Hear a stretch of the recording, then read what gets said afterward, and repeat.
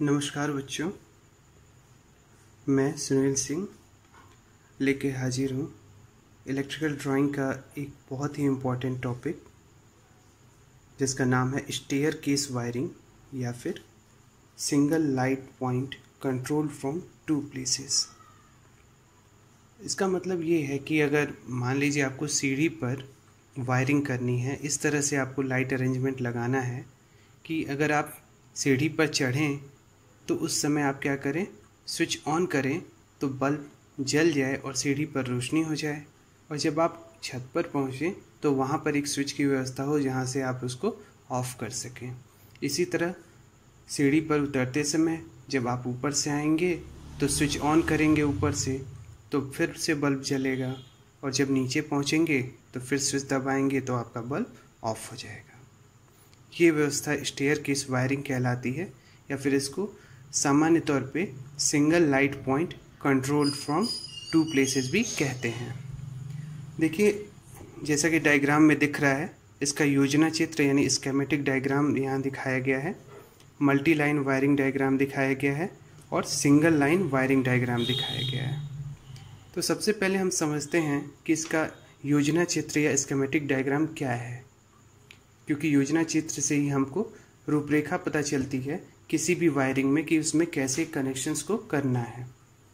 तो stair case wiring में simply हमको दो टू वे स्विचेस की ज़रूरत पड़ती है और एक बल्ब की ज़रूरत पड़ती है, या जिसको लाइट पॉइंट कहते हैं।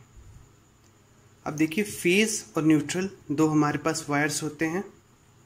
फेज़ हमारा 230 volt 50 hertz single phase supply की हमको ज़रूरत है।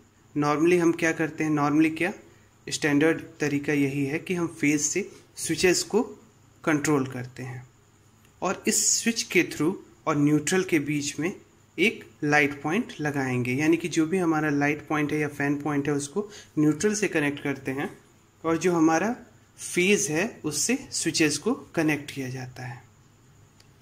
तो जैसा आप देख रहे होंगे, इसमें दो टू वे स्विचेस हैं, S1 और S2। S1 और S2 दो हमारे पास टू वे स्विचेस हैं। ये इसका मिडिल पॉइंट है एक, और इसके अलावा ये दो और टर्मिनल्स होते हैं। ये मिडिल टर्मिनल है एक स्विच का, और दो टर्मिनल ऊपर और नीचे होते हैं। इसी तरह दूसरे स्विच की बात करें तो इसमें भी तीन टर्मिनल होते हैं, एक बीच का टर्मिनल है, एक ऊपर का और एक नीचे का। ठीक है, तो इसका अरेंजमेंट इस तरह होता है कि हम क्या करते हैं, अगर ये जो मिडिल वाला हमारा टर्मिनल है वो इस टर्मिनल से भी कनेक्ट हो सकता है और इससे भी कनेक्ट हो सकता है। इसी तरह ये जो मिडिल टर्मिनल है S2 का, वो एक बार इस टर्मिनल से कनेक्ट होगा और दूसरी तरफ इस पॉइंट से कनेक्ट होगा। तो अगर हम इसको स्कीमेटिक डायग्राम को समझें तो ये हमको समझ में आ रहा है कि हमने फेज से क्या किया है, पहले स्विच के मिडिल टर्मिनल को कनेक्ट किया है। ठीक है, और फिर जो टर्मिनल कनेक्टेड है उससे दूसरे स्विच के कनेक्टेड टर्मिनल को कनेक्ट किया है। इसी तरह जो हमारा ओपन टर्मिनल है पहले स्विच का, उसको दूसरे स्विच के ओपन टर्मिनल से कनेक्ट किया है। और फिर आप देखेंगे कि दूसरे स्विच के मिडिल टर्मिनल से लैंप को कनेक्ट किया है, और ये लैंप फिर न्यूट्रल वायर से कनेक्टेड है। क्लियर है? अब इसका देखिए, अगर हम मल्टी लाइन वायरिंग डायग्राम बनाएं, यानी कि इस स्कीमेटिक डायग्राम के अकॉर्डिंग अगर हम एक्चुअल वायरिंग डायग्राम बनाएं तो वो कैसे बनता है। देखिए, यहाँ पे दो स्विचेस हैं S1 और S2। ये दो प्लेसेस पे हैं, यानी कि एक स्विच बोर्ड पे यहाँ लगा होगा एक स्विच, और दूसरे स्विच बोर्ड पे S2 स्विच लगा होगा। ठीक है, तो हमने दो स्विचेस लिए, एक S1 और एक S2, और एक लाइट पॉइंट लिया। जैसा हमको दिख रहा है कि फेज से स्विच S1 का मिडिल टर्मिनल कनेक्टेड है, तो हमने क्या किया, फेज से हमने क्या किया, स्विच S1 के मिडिल टर्मिनल को कनेक्ट कर दिया। ठीक है, अब इसका जो कनेक्टेड टर्मिनल है, एक मिडिल टर्मिनल को छोड़ के जो दूसरा टर्मिनल जो मिडिल टर्मिनल से कनेक्टेड है उसको किससे कनेक्ट किया, दूसरे स्विच के कनेक्टेड टर्मिनल को, यानी कि जो इसके मिडिल टर्मिनल से कनेक्टेड है उस टर्मिनल को हमने क्या किया, पहले स्विच के कनेक्टेड टर्मिनल को कनेक्ट किया। इसी तरह जो स्विच S1 का ओपन टर्मिनल है उसको हमने क्या किया, S2 के ओपन टर्मिनल से कनेक्ट किया है।